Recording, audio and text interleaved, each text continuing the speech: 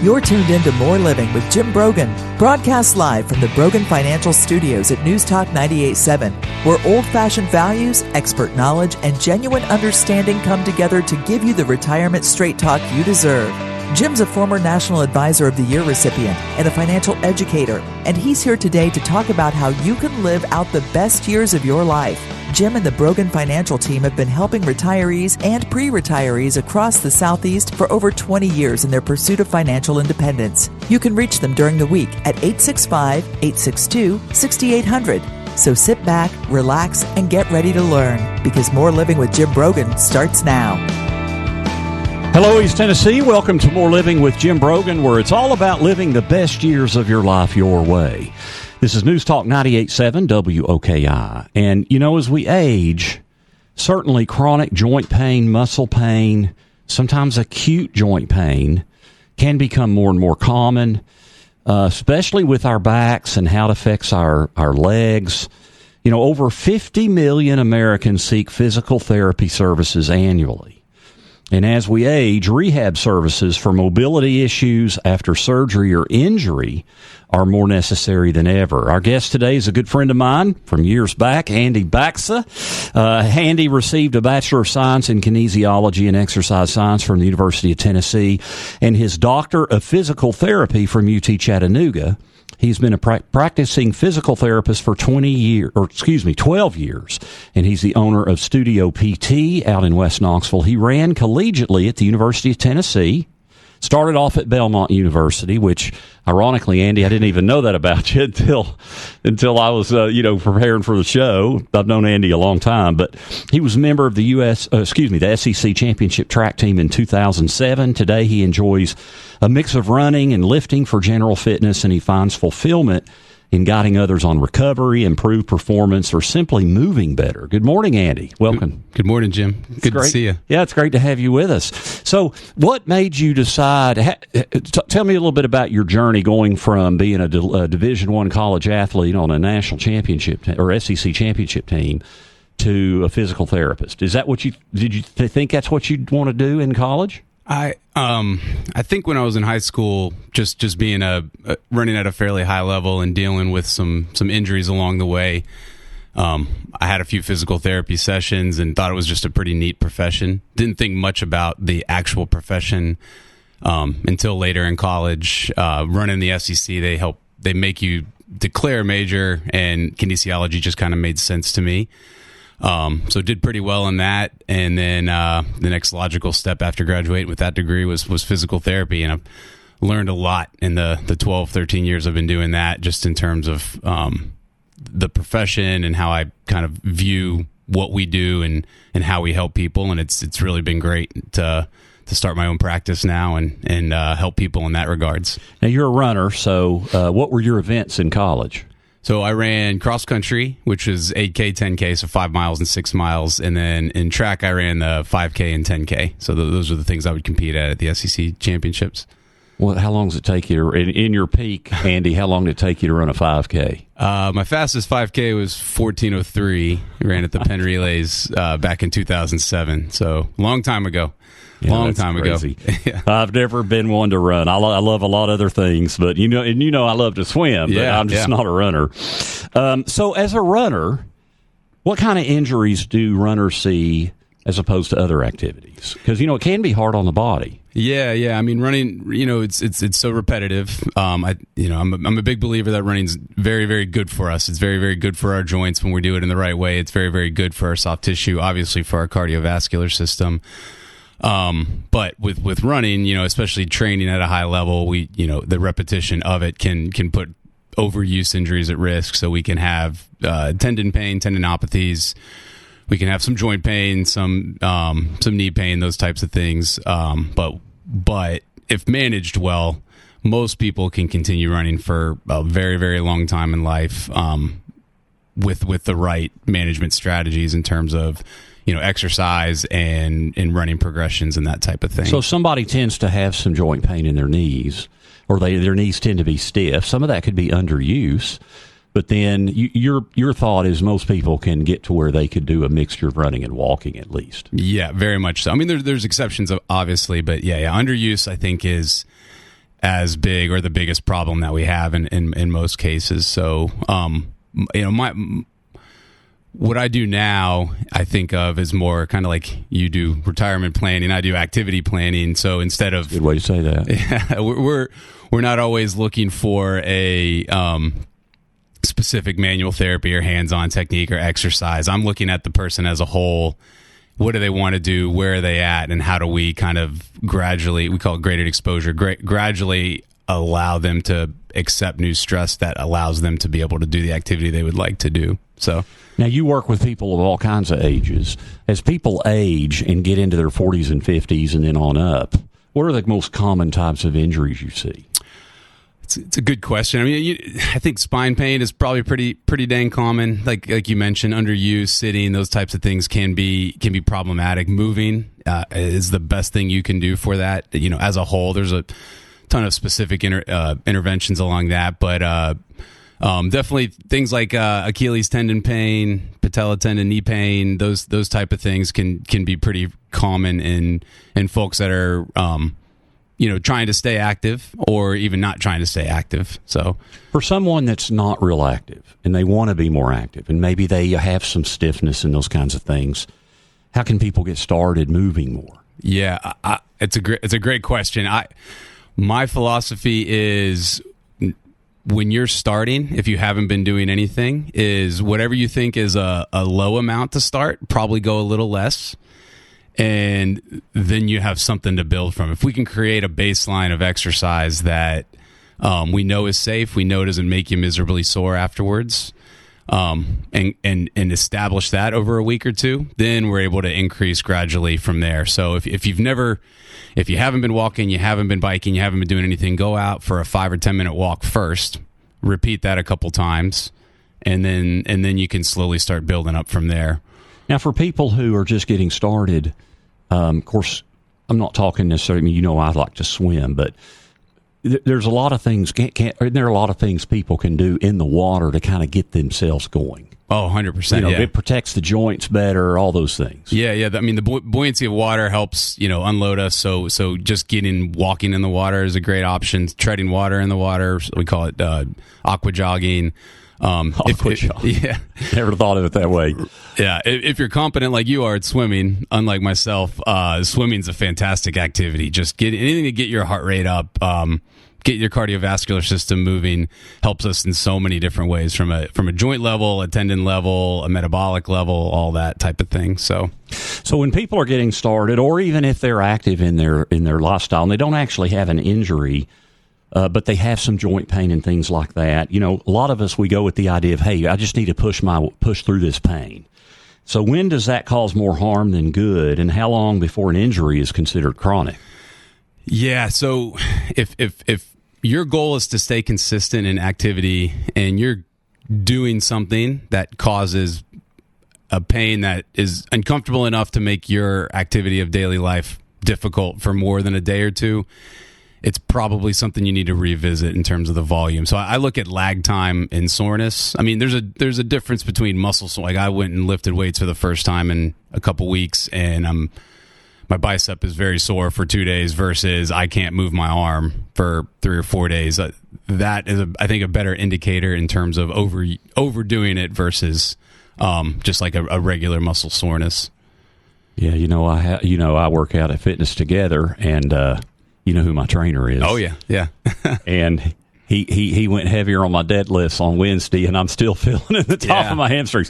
But that's a difference, right? That's a muscle soreness. Is that from lactic acid, or is that just from tearing down the muscle and it is repairing itself, right? Yeah, it's not lactic acid. We've kind of figured that out, that it's more of that. We break down muscle, tendon, collagen fiber, and then that process of rebuilding it back up, we develop those sorenesses through there. So, but yeah, it's... Now, sometimes people avoid going to a doctor or a physical therapist. They think that they take over-the-counter meds. Mm-hmm. People talk about vitamin I, ibuprofen. Mm-hmm. I know I was taking regular ibuprofen, and finally I just stopped cold, and I'm so glad I did, because it can be so bad for your stomach. But at what point should you see a doctor or a physical therapist for an injury or nagging pain? Yeah, I mean, when it comes to obviously I'm biased, but when it comes to PT, I don't think there's ever a wrong time to chat with somebody who can help kind of plan out your activity. I do a lot of, you could call it coaching for runners who are trying to like accomplish a goal of running their first 5K, running their first marathon, or people that are trying to run at a higher level. Now, if you have something where you're unable for more than a week or two to complete the task that you're at, it would be probably prudent to go ahead and just call up a PT first. I think is a great first line of defense, and all PTs, physical therapists, are trained to look for red flags and say, hey, this doesn't look right, I need you to go see a doctor now. So if we're doing our job right, we're able to at least diagnose those things out and make sure that we're sending people to the right care. So you mentioned spine issues. Mm-hmm. It seems like, and I work with people primarily in their 50s and 60s and even on up, and it does seem like a lot of our clients have back issues. Talk about what a physical therapist does versus a chiropractor. Yeah, I mean, philosophically, and I'm not a chiropractor, so I'm going on what I've learned. They're working on the assumption that it's a subluxation theory where there's joints out of alignment, joints out of place, and they help realign them. The way I look at physical therapy, and that's a very broad way of, it's a very brushed over way of describing chiropractic care. There's much more to it. I shouldn't say I know exactly what it is. So, but as far as physical therapy, I look at it more from the holistic, how do we take this individual, get them back to moving, and by doing that, utilizing some manual therapy techniques where we are working on joints, working on muscles, that kind of stuff with our hands, and then reintroducing activity in order for them not to have to come back to physical therapy. The goal is to be able to create independence in the person that you're working with if we're doing our job right. So yeah, and I know Dee Dee, my wife, of course, mm-hmm. She recently had been through quite a bit of spine issues, and she did both, and both were very productive for her. Working with you was productive, and then, of course, working with her chiropractor was productive. The physical therapy was extremely productive for her. We're visiting with Andy Baxa. He's a physical therapist, a former athlete at the University of Tennessee, and we're talking about joint pains and how we can get moving, and at what point do we need professional guidance. When we come back, we'll talk about musculoskeletal conditions that can impair functioning as we age, and what can we be doing about that. So stay with us. This is More Living with Jim Brogan here on News Talk 98.7 WOKI. Welcome back to News Talk 98.7's Brogan Financial Studios, where Jim Brogan is coming to you live with important news and advice to help you achieve your dream retirement. Get ready to learn and live. Here's your host, Jim Brogan. Welcome back to More Living here on News Talk 98.7 WOKI. I'm Jim Brogan. We're visiting with Andy Baxa. We're talking about preventing and recovering from injury. And, of course, preventing is so important if we're having aches and pains, but then certainly recovering from injury with physical therapy. Certainly as we age, more and more of us deal with these kinds of things. And, Andy, over half of U.S. adults, that's a big number, over half, suffer from musculoskeletal conditions that can cause pain. It can impair functioning, and it can substantially decrease productivity at work. So when should someone see a physical and this kind of goes back to the I asked about chiropractic versus physical therapy. When does someone need to come to a physical therapist versus they might need to go see an orthopedist? And many times that's very connected, right? I mean, I've worked with an orthopedist before who then refers me to you for physical therapy. Yeah. I mean, so again, my bias is unless there's a very specific incident, like, hey, I fell off, a curb, or I can tell there's something really bad with my ankle, I broke my arm or something along those lines. I would prefer to talk to somebody in the more conservative world first. Like the advantage of going to physical therapy first is, and there's a ton of really, really great orthopedic doctors here in town. Yeah, we are blessed to have a lot of really good ones. Really good ones. And I refer out all the time to a lot of really great ones. But the advantage of coming to see a physical therapist first is that 2-minute window you get with the doctor, because they're so busy, because there's so much out there. Is an hour with me. If you came in and talked to me, we have an hour to kind of talk through everything that you've got, all your life stresses, all your physical stresses, all these things that kind of add together to create this problem. And then we use that full hour to kind of game plan on how are we going to attack this problem now. How are we going to work towards fixing this problem and then moving from there? And then if, my look at it is if things aren't moving the right direction in a visit or two, then we call the ortho and we're like, hey, let's get going and talk to somebody. And I've got a few that we can just get in quick with. So yeah, and I think that's a great word. If you have an actual event that causes an acute injury, that's different than having something just kind of chronically aches and pains and that kind of stuff. Yeah, very much so. And then there's times like if you sprain your ankle, I mean, that's very, very PT appropriate, those types of things. And, but yeah, I mean, having that time to really figure out what's going on and is this appropriate for PT in that first visit is huge. Now, many of us, we did athletics in our youth, but maybe we've lost some of the strength and conditioning, of course, as we get older. And then when you go out there and you play with the kids, you work in the yard, you just try to move something, which is why functional fitness to me is so important with functional fitness, things that you do in your day-to-day life, you get stronger. But then you just move something funny and you're hurt. How common is it to get injuries as a weekender, and how can we avoid them? Yeah, so our body, I think, is searching for consistency. It's searching for stress that can be replicated time after time. So it's the I haven't played basketball in 6 months. Now my Achilles is sore or worse because I just went out there and cranked it for the first time. It's taking you don't go from 0 to 100. Yeah, exactly. So having that goes back to the adage of graded exposure to stress. So we take little bits of stress, we add a little bit of stress in towards whatever tissue we think we're going to be using more of, and we hope that prepares you for that activity. So and that could be as easy as just starting by walking. Hey, if you haven't been walking, go walk 10 minutes like we talked earlier, or go walk for 15 minutes. And then we can start working on a strength plan for that. So well, and I know, I have a client, Andy, that came in to see us this week, and she's 84 years old. She's played tennis all her life, and she still plays tennis regularly. And she's played in leagues all the way up till like a few years ago in her 80s. And I think, man, if I went out there and played tennis. But that doesn't mean I can't go out. It just means I need to try not to play it like I did when I was 17 years old. Yeah. Right? I don't have to try to run down every single ball and pull a muscle. Right. Pickleball maybe first, and then easing into some doubles. Yeah, but if you talk to a true tennis player about how they feel about pickleball. Yep, definitely. Although I'm not a true tennis player. But my brother's a tennis pro instructor. And, man, he's not a big pickleball fan. Right. Yeah, you would want to make that activity do a small amount of that activity first and then a little bit more. I mean, it's the same principles for everything, dude. But pickleball is a great way for someone who hadn't been out and isn't like I played some tennis, but I wasn't like my brother, who really good player. As we get older, are there certain activities we should maybe avoid? I don't think so. I mean, I think it's a case by case basis. It's interesting. As I just recently turned 41, and I was talking with a really good friend of mine down in Chattanooga, and he's a year older than me. And over the past year, a year ago, he realized he forgot how to sprint.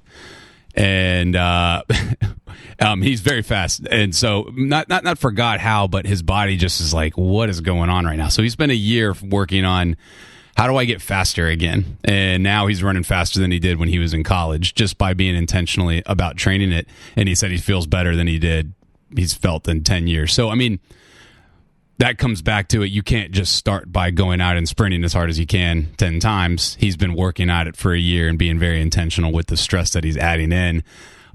So I think that's an example of something that's very hard as we get older. Sprinting is very difficult.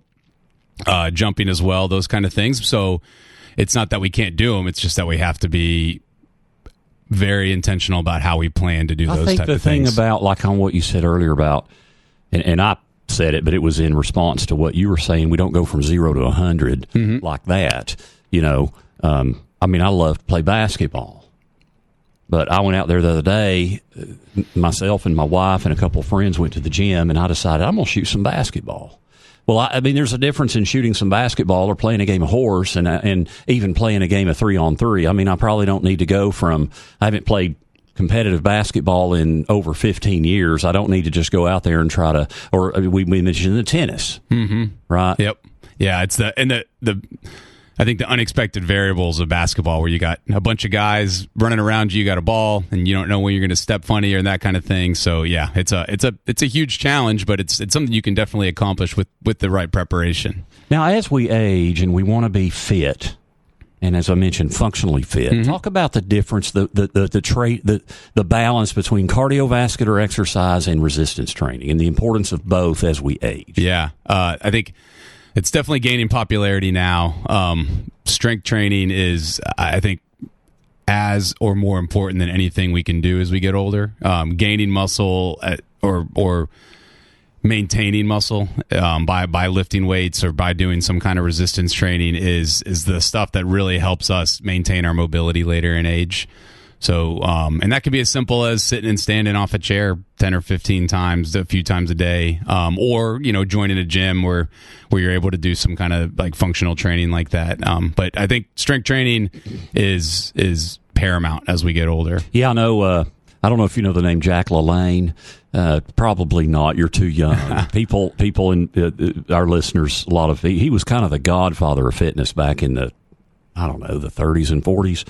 He kind of invented today's modern day gym, and it's so funny. I had him on the program once, and it was before he died, but he was like 93 years old.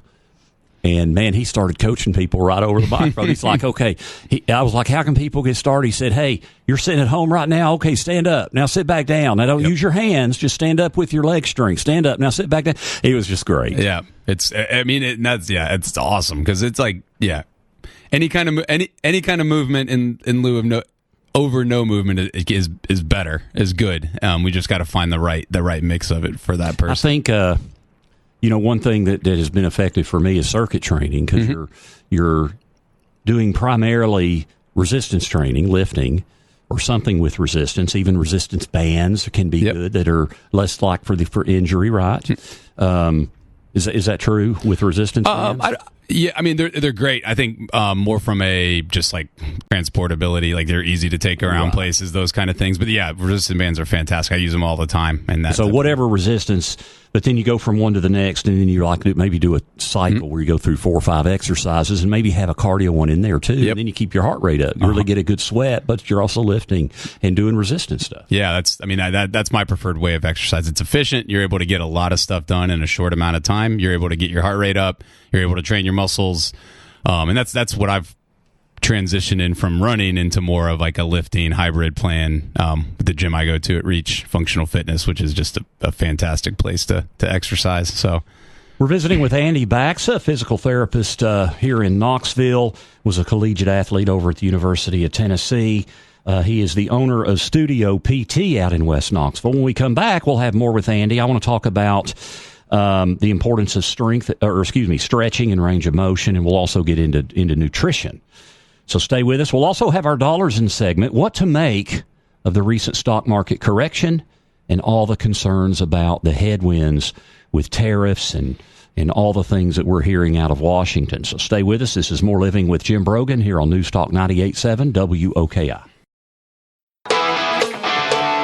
Welcome back to News Talk 98.7's Brogan Financial Studios, where Jim Brogan is coming to you live with important news and advice to help you achieve your dream retirement. Get ready to learn and live. Here's your host, Jim Brogan. Thanks for tuning in this week. It's More Living with Jim Brogan, where it's all about living the best years of your life your way. We're with you every week here on News Talk 98.7 WOKI from 9 to 10 a.m. and again from 3 to 4 p.m. Before we're talking about physical therapy, and as we age, how do we take care of ourselves? How do we prevent injury if we have injury? What's the best way to go through physical therapy and help with those? What about some of the tools that are out there on the market right now? So we're going to get to our guest, Andy Baxa, here in just a minute. But before we do, it is time for Dollars and Cents. Want to be sure you are getting the most out of your retirement?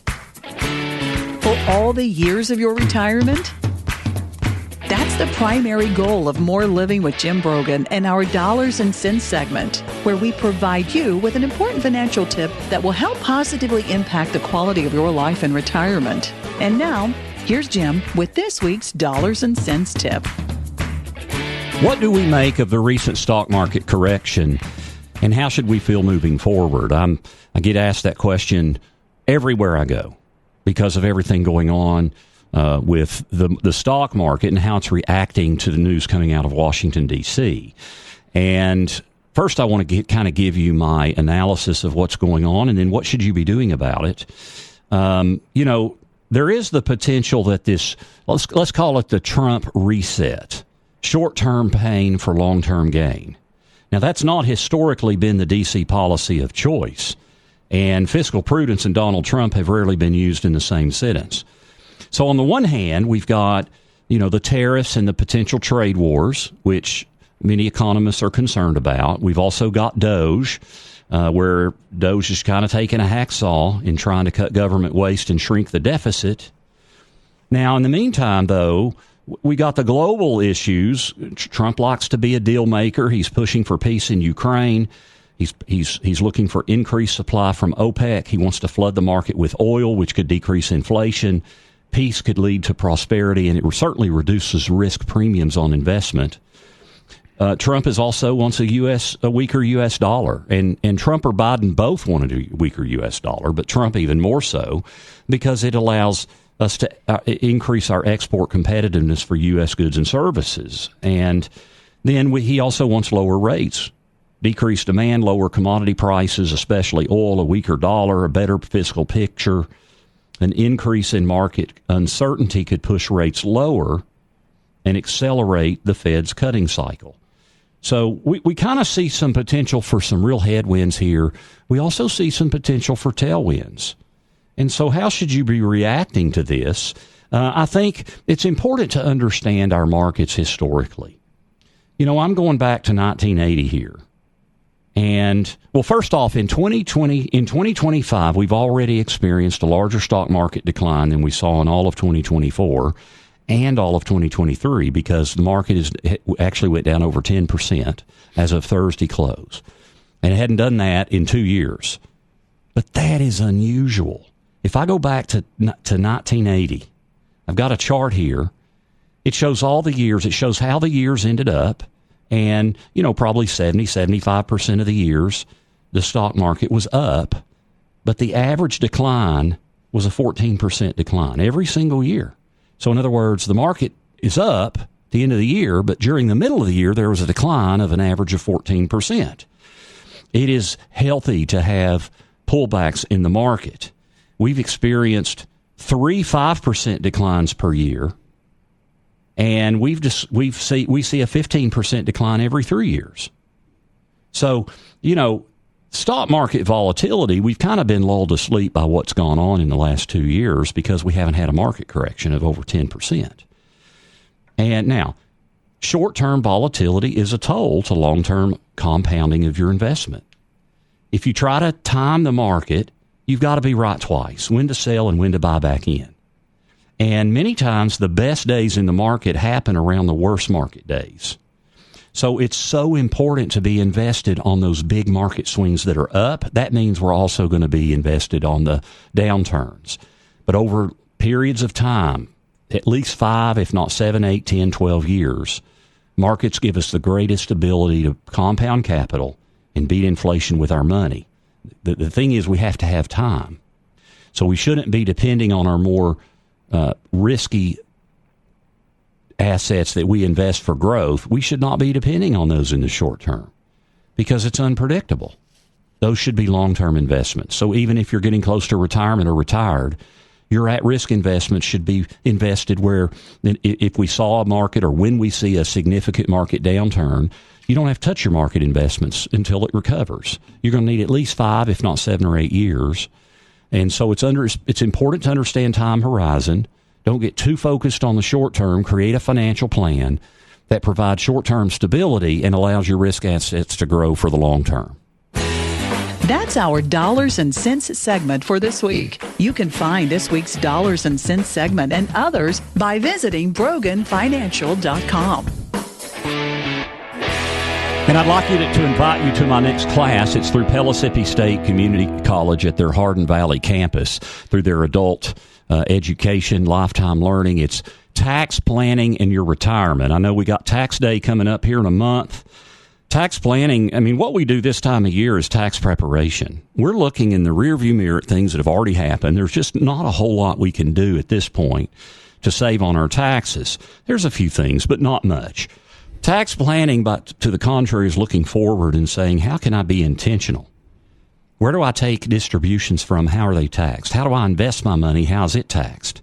Is tax deferral smart? Should I pay taxes now, like on a Roth, and then be tax-free later, or should I get a deduction now when I'm in my peak earning years and pay the tax later? So we're going to deal with all that stuff in this class, and especially that retirement sweet spot between retirement age and age 73, when you have to start taking money out of your retirement accounts that are taxable. But typically people have more control of their taxes in retirement than at any other time in their lives. So this class is on Tuesday, March 24th. So a week from Tuesday. It's at 6:30 p.m. It's a 2-hour class, just one night. You can find out more information and download a syllabus at PellissippiTaxPlanning.com. Again, PellissippiTaxPlanning.com, and you can click to register. This week we're visiting with Andy Baxa. We're talking about physical therapy. We're talking about injuries, how to prevent injuries, how to help with aches and pains, and all those kinds of things. I think something that can be overlooked, it seems like men in particular, Andy, we're not very flexible. Our dexterity is so bad. My daughter, as you know, is somewhat of a gymnast. She's a cheerleader at Belmont, where you started out your college career. But I think as we age, can you talk about the importance of stretching, range of motion? Do you like yoga? Do you like Pilates? Just talk about stretching and range of motion. Yeah, it's a good question. It's definitely been on the front of a lot of people's minds over my lifetime. So I heard there's an interesting philosophy from a guy that I just kind of follow through this profession, and it comes back to the importance of strength training. He says mobility and stretching as little as effective, and then strength train the rest of the time. So I think there's a place in the world for stretching. When should we stretch? Before we exercise? After? Maybe both? If you're going to do it, probably after is the time to do it. So then how we be careful we warm the muscles up and don't too much too soon. Like an active warm-up would be a much better option. And that can be like some kind of, we call it dynamic stretching or dynamic mobility, but I think of it more of as if you're going to go play basketball, the best thing you can do prior to playing basketball is to do a little bit of light basketball before. If you're going to go for a run, the best thing you can probably do is go for a walk or a light run before. Yeah, so if you're going to do a 10K, you need to warm up. How do you warm up for that? Yeah, I mean, it depends. Like my wife's a very fast runner, so she'd go run 3 miles before she runs a 10K. If you're just trying to finish, then you maybe walk 10 minutes. So it's very person dependent. That being said, the literature and what we've learned over time is stretching prior to activities isn't very effective. Doesn't seem to help with anything unless you love it. Like we were talking earlier. If it's something that you feel helps you, then don't stop doing it. But as a whole, my recommendation tends to be more movement-based stuff than static stretching. That's not to say there's not a place for mobility or stretching if needed, but those things are very interdependent.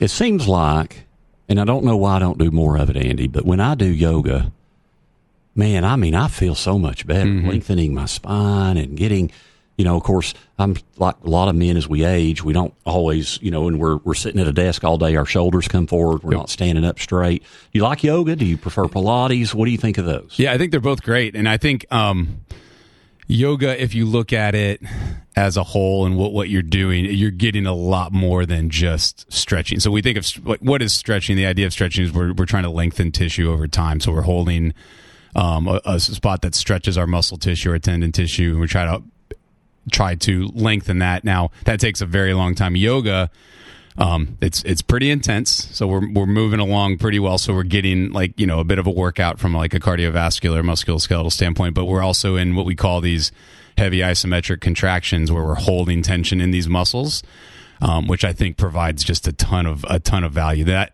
combined with the balance component of it, just the movement in different direction component of it, I think it's a fantastic thing to do. So there's we see more and more tools coming out that we can get at the store. You see commercials on TV. I think about.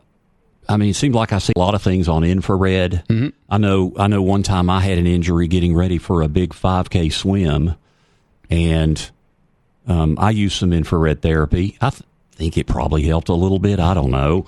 We were talking off air about vibration boards. There's all this stuff comes out. What do you think of these tools? Are there tools you like that are along those lines?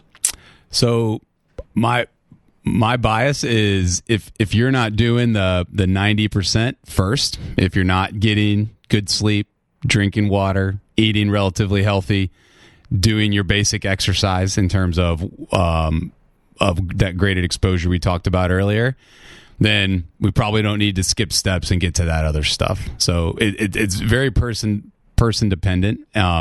Like if I'm treating a very high level runner with a lot of resources, sure, we'll probably look at some of those things in terms of maybe that's going to make you 1% better. But right now, the best recovery tool we have as a person is a good night's sleep. So if we're not doing that, then what's the point of doing all the other? That's a great word, and I think the plenty of water too. Mm-hmm. What's plenty of water? Is it half our body weight in ounces? That's what I kind of shoot for.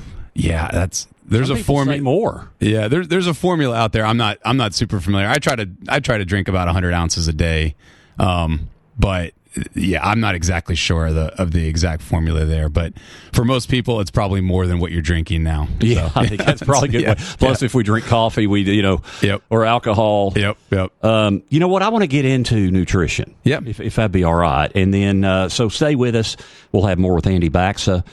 He is the owner of Studio PT. This is More Living with Jim Brogan here on News Talk 98.7 WOKI.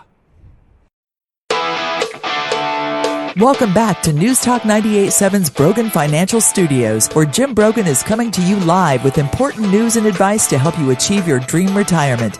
Get ready to learn and live. Here's your host, Jim Brogan. This is More Living here on News Talk 98.7 WOKI. Check us out online, broganfinancial.com. You can check all of our previous shows. You can download it you can stream them on our site if you go to the radio tab. Likewise, you can download them on your favorite podcast app, Apple Podcast, Spotify.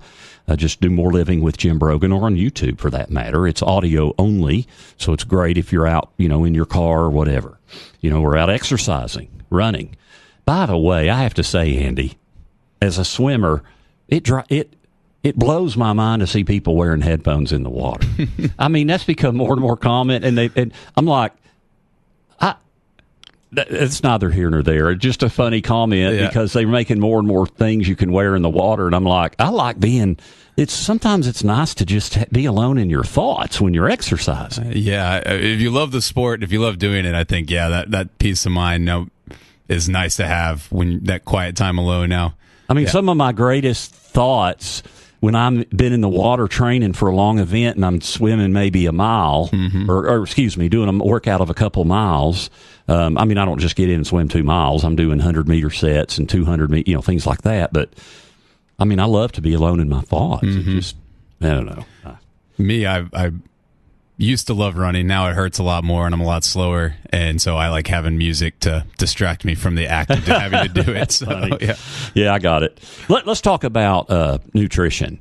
Where do you stand? It seems like when I talk to the medical community, especially cardiologists, people I seem to get consistency with Mediterranean approach. But what is your thought on nutrition? Yeah, so I should qualify that I'm in no ways a nutritionist of any kind, but biases wise, I think the way I look at it, it's kind of back to when we were talking about some of the vibration plates. So if we're doing the 80 to 90% right, we're drinking water, We're having a good source of protein. We're eating whole foods. We're having some kind of vegetables, and then our carbohydrates are from a good source, not from a processed source. I think if you can nail down those principles, I think you're going to be better than most, and you're probably going to feel better than you do now if that is a problem for you. So it's kind of people say that the old traditional thing was calories in, calories out, and I guess ultimately that's true, but different calories can have a hugely different impact and cause inflammation versus not. Yeah, I mean, it's definitely a hot button topic right now. And again, like I'm in no ways an expert on this, but I think limiting as much of the processed stuff out. I mean, we're in it with our oldest, just being really careful and intentional about the food she's eating, just from some series of things that we've kind of figured out maybe causing some of that inflammation. But yeah, I think whole foods are always going to be better than processed foods. And now, Andy, in most cases, health insurance often covers part of physical therapy, but usually if it's related to an injury. Mm-hmm. The extent of coverage can certainly vary depending on the specific insurance plan. So what do you say to someone, and usually I found it's very limited as to how many sessions and all that. So what do you say to someone who's avoiding seeking physical therapy medical attention due to the potential sticker cost? Yeah, so that's part of the reason I made this transition to my new business, to Studio PT. Yeah, because you're cash based, right? Yes, yeah. So I don't file insurance. So I worked for a huge company for a long time, and I had a lot of great opportunities with that company. Learned a lot, but there was a lot of that. You come in, people come in for a few visits, and then they get hit with a big bill because we're filing through insurance. It's just a whole bunch of hoops to jump through. You got 15 people all dealing with it. Whereas when you come see me, you pay the price that's advertised. There's nothing more, nothing less. You can file that to your own insurance, and they may reimburse part of it. But in that case, what I'm able to do with that is you get 1 hour with me every single time you come in. There's no double booking. There's no anything like that. So I'm able to spend undivided attention, and it's in the frequency of visits. I rarely see anybody more than once a week in my current job. Whereas my old job, it was very heavily pushed towards 3 times a week. But that's dictated by the insurance companies and what they're willing to pay. Yeah, and there are costly things there, and also convenience and lifestyle things. Mm-hmm. Right? I mean, it's hard to go in 3 times a week. It is very hard. It's hard to come in 1 time a week. Yeah. One time a week. Now, real quickly, the pandemic, really solidified the era of virtual everything. Mm-hmm. And there are apps for physical therapy like Hinge Health, mm-hmm. which are offered through some health insurance company. And in my understanding, you offer virtual PT. What are some of the benefits of virtual PT?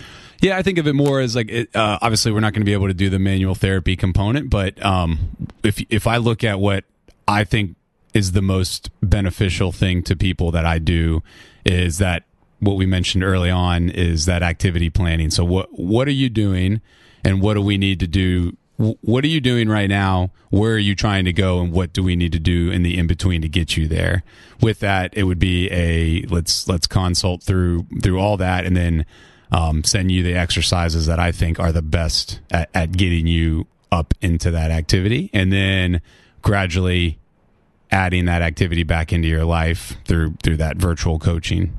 Andy, we've just got about 40 or 45 seconds left. How can people get hold of you at Studio PT? Yeah, so I have a website. It's www.studiopt.net. You can also reach, I'm a business of one, so if you call or text the number 865-630-0794. That comes right to me. I'll be the only person you deal with the entire time. So would love to hear from anybody that has any questions. So studiopt.net. Now, quickly, just in 20 seconds, you've got a clothing company that you and your wife started that launches maybe at the Covenant. Yeah, we'll be at the Knoxville Marathon Expo. It's called Bound Running Company. My wife's been the brainchild behind it, but it's running apparel. It's really, really good stuff. But if you happen to be at the Knoxville Marathon Expo, come by and say, hey, we'll both be there. What's your wife's event? Running wise, Yeah. She's running the Olympic trials marathon before, so she's a fast runner. She's an Olympic. Yeah. She's a world class athlete. Really. Yeah, she's a stud for Oh, sure. wow. So, yeah. Well, that's Andy Baxa. He's with Studio PT. Andy, thank you so much for taking time out of your busy schedule and talk about some things that can really impact our lives. Appreciate you, Jim. Absolutely. That's Andy Baxa, StudioPT.net. Good friend of ours over the years. Really takes care of people. He's worked with both me and my wife and at least one, if not both, my daughters. Just Gracie. Just Gracie, yeah. So check him out. Thank you for tuning in this week. This is Wayne, thanks for engineering. Jill, thanks for producing the show. You've been listening to More Living with Jim Brogan, only on News Talk 98.7 WOKI. The views expressed by Jim Brogan and his guests are not that of Cumulus Media. Any discussion of financial, legal, and tax planning strategies is not intended to be individualized advice and is general in nature. Always consult with your advisor for advice specific to your needs. This program's content does not represent a recommendation of any particular security, strategy, or investment by Jim Brogan or Brogan Financial Incorporated.